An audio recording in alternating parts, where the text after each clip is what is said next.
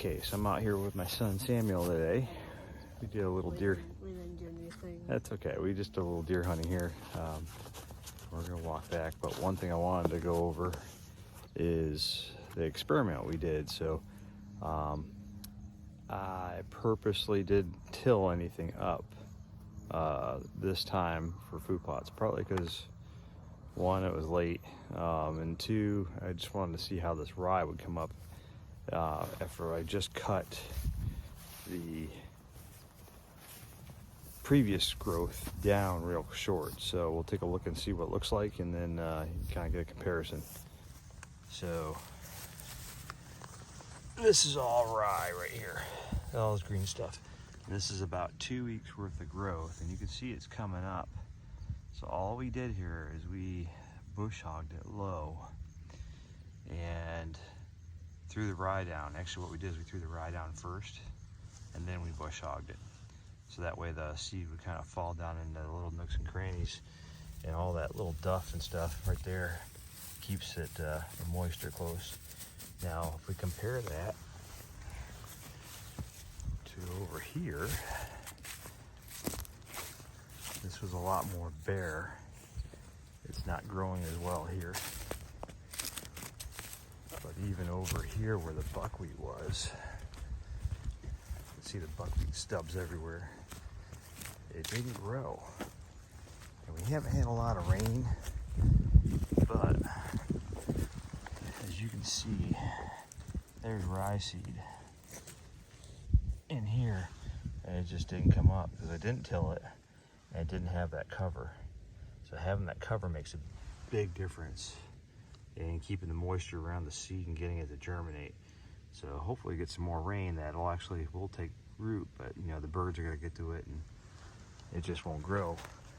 But we'll have to come in here and till this plot up, probably throw some more rye down. But over here again, I apologize for using my phone camera today because my GoPro died. Over here again, this was a lot more bare. This was a lot of buckwheat that was growing. It wasn't as dense. This was a area I allowed to go fallow. So I mowed this inside the buckwheat. I actually had Japanese millet growing in here for a while. You can see the leftover remnants of that. Back over here was the buckwheat, where it was a little more bare. Again, didn't have quite the cover, but you can see little bits of rye every now and then. But then back over here where the Japanese millet was, it's growing better again. So the strips I did seem to work out okay. We'll keep experimenting with it. That's 2 weeks worth of growth. So another 2 or 3 weeks, and that'll probably need a waist high. As long as the weather helps us out with some rain. All right, so same thing here, where I let this area grow fallow this year. That rye is actually coming up through the bottom with all that duff. I even got some clover sitting in here, but you can see it's all starting to green up. So a couple more weeks, this is going to be a good food plot. You know, still young rye, but the experiment kind of worked, kind of letting things go fallow for a little bit, mowing it down. You know, we can contrast that with the area that had buckwheat growing and it was kind of sparse, and that's partly because we had a big drought this year. But back over there where it was a little more Japanese millet growing and I just mowed it, it definitely comes in a little bit better over there. But like I said, for the most part, the fallow area, mowing it low, keeping that moisture on the ground with that duff seemed to be the ticket for this this experiment here. So while we were out this weekend, we had an opportunity to test out the new Kuiu proximity line. It's a fleece or faced jacket and pants. Very good system, very warm. Too warm for 50 degrees, but will be nice when it's like 35.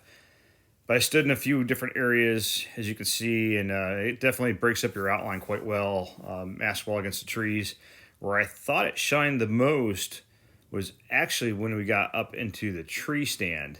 and that's where I think it will really benefit us in the late season. So I figured it being as light as it was, it would stick out like a sore thumb. But like as you can see, this tree really blended in, or I blended in with the tree, whichever you want to say first.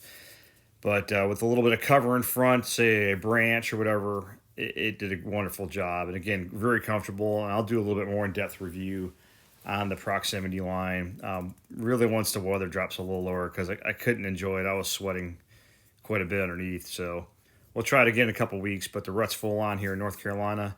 We'll be going out this week. Hopefully get my son on a buck and give you a little more information about the proximity line. But thanks again this week for showing up, watching our video. Please subscribe to our channel if you like our content, and we'll see you next week. Good luck out there hunting.